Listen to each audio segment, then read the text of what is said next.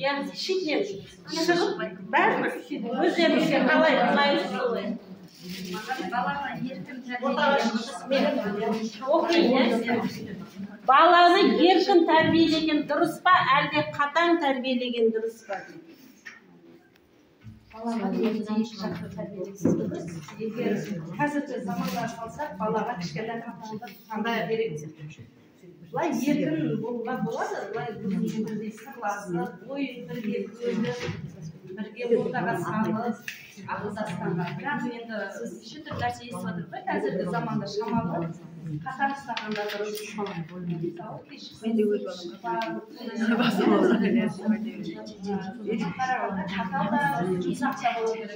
Керек десе досы болу керек, анасы болу керек, сырласып, ал еркелететін еркелесіп, қатаң ұстайтын кезде қатаң ұстаған дұрыс деп ойлаймын.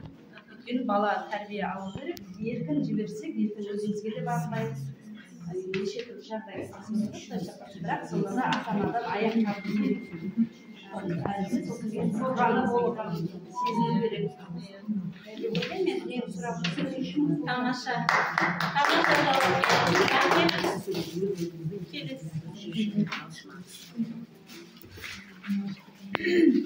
Мен сұрағым баланың атасы мен әжесінің тәрбиесінде атасы мен әжесінің баласы болуына қалай қарайсыз?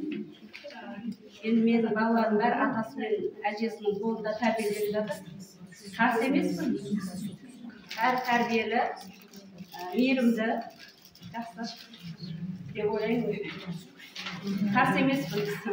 Демек ата әжесінің баласы болуына және тәрбиеленуіне қарсы емеспіз. Себебі ата әжеден үйренетін дүниелер көп қойы. Тамаша, рахмет. Келесі, Айгүл апай.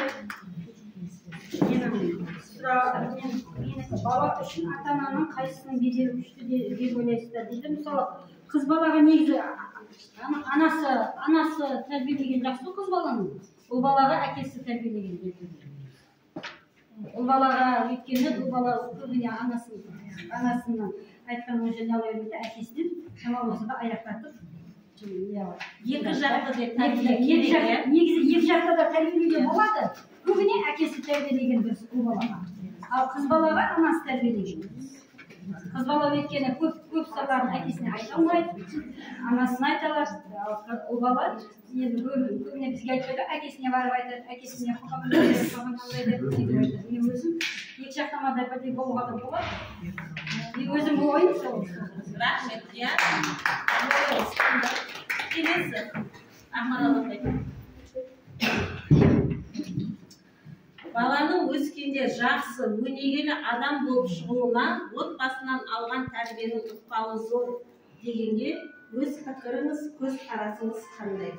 Отбасы, ұстаздар, өнегелі отбасында,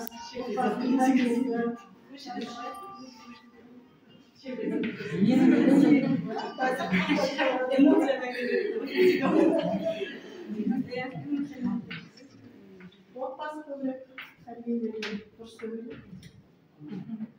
ойлаймын. Демек отбасыдан алатын тәрбие әрқашанда маңызды.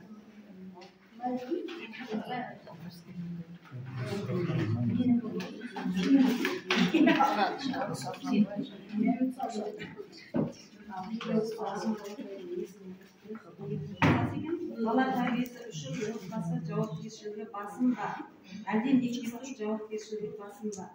Әрине бірінші отбасыда жауапкершілік болу керек деп ойлаймын. Әкенің тәрбиесі, шешенің тәрбиесі содан алады, сосын жаңағы қалғаны өзі мектепте алады деп ойлаймын.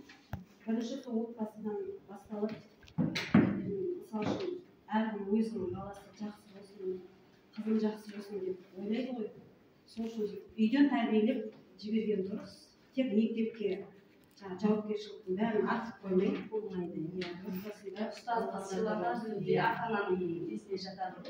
Көш деп айтқаннан гөрі ұстазды биік ұстауды балаға үйретеді. Құрметтейді, ол сенің екінші ата-анаң. Рахмет.